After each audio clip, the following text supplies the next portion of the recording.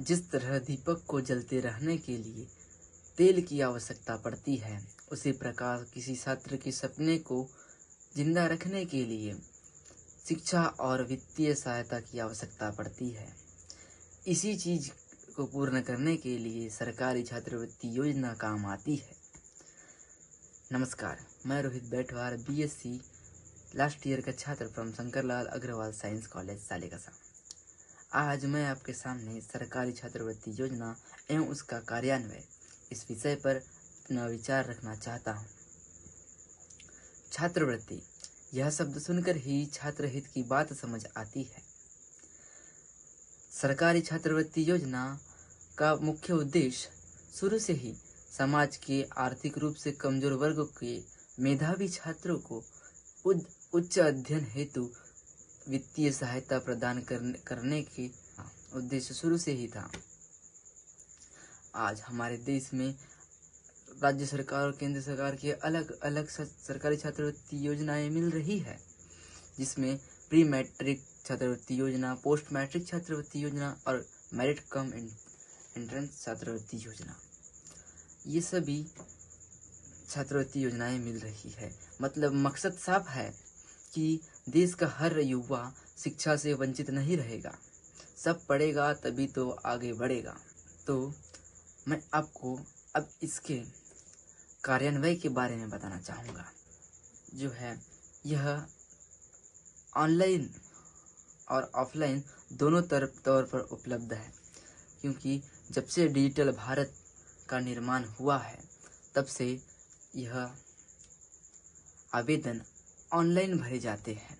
Online भरने से छात्रों को समय पर छात्रवृत्ति योजना मिलने की उम्मीद रहती है, लेकिन कभी कभी छात्रवृत्ति योजनाओं का जो तारीख है वो आ भी जाता है, लेकिन छात्रों तक वह सही समय पर नहीं पहुंच पाता, जिसके चलते छात्रों को उनके उसमें लगने वाले दस्तावेज तैयार करने में समय नहीं मिल पाता, क्योंकि अंतिम तिथि भी पास होती है।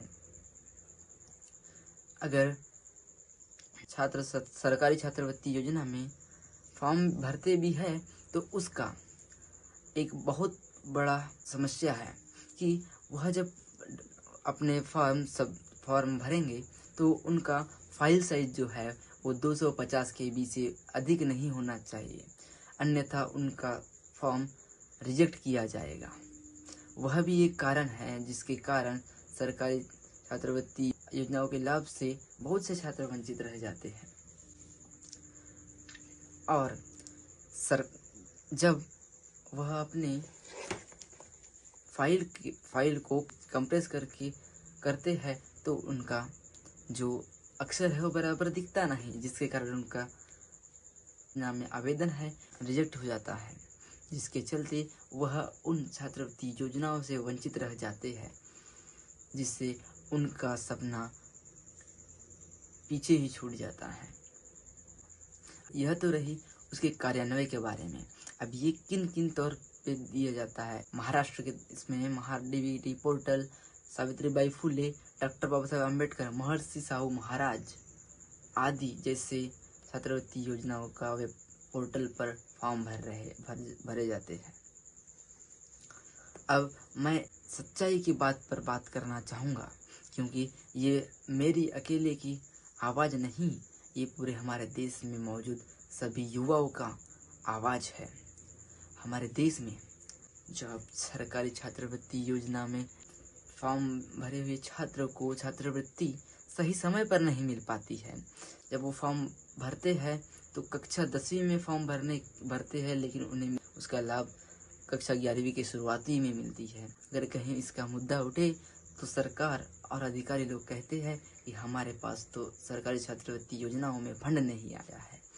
तो मेरा एक सवाल उनसे कहना चाहूँगा कि फंड तब नहीं होता छात्रों को छात्रवृत्ति देने में, लेकिन तब कहाँ से आ जाता है जब लाडली बहन योजनाओं में उन महिलाओं को दिया जाता है। उन्हें इसलिए दिया जाता है क्योंकि वो जो हमारे देश में मौजूद जो महिलाएं हैं वो आगे चलकर उनके चुनाव में उनका उनके काम आने वाले हैं। छात्र तो उनके काम आने वाले नहीं है ना, क्योंकि छात्र तो पढ़ लिख जाएंगे तो उनसे ही सवाल पूछेंगे, है ना। और दूसरा मैं मुद्दे की बात कहना चाहूँगा कि छात्रवृत्ति योजना देर से मिलती तो है, लेकिन कुछ रकम में ही मिलती है।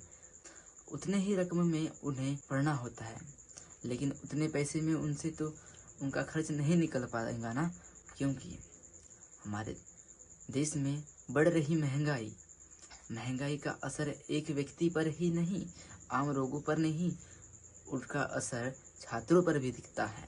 ज़रूरत के जो सामग्री है उनको खरीदने में भी दिक्कत सामना करना पड़ता है। हमारे देश के छात्र छात्रवृत्ति का लाभ लेकर पढ़ लिख तो लेते हैं, लेकिन उन्हें शिक्षा ग्रहण करने के बाद भी रोजगार प्राप्त नहीं हो पाता।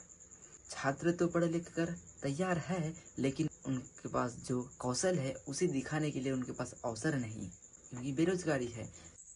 यदि सरकारी छात्रवृत्ति योजना उन मेधावी छात्रों को सुचारू रूप से मिलेंगी तो वह दिन दूर नहीं होगा कि भारत में एक नया कलाम, अंबेडकर और नया ज्योतिबा फुले, सावित्रीबाई फुले, मिल्खा सिंह और स्वामी विवेकानंद जैसे प्रभावशाली युवा मिलेंगे। धन्यवाद।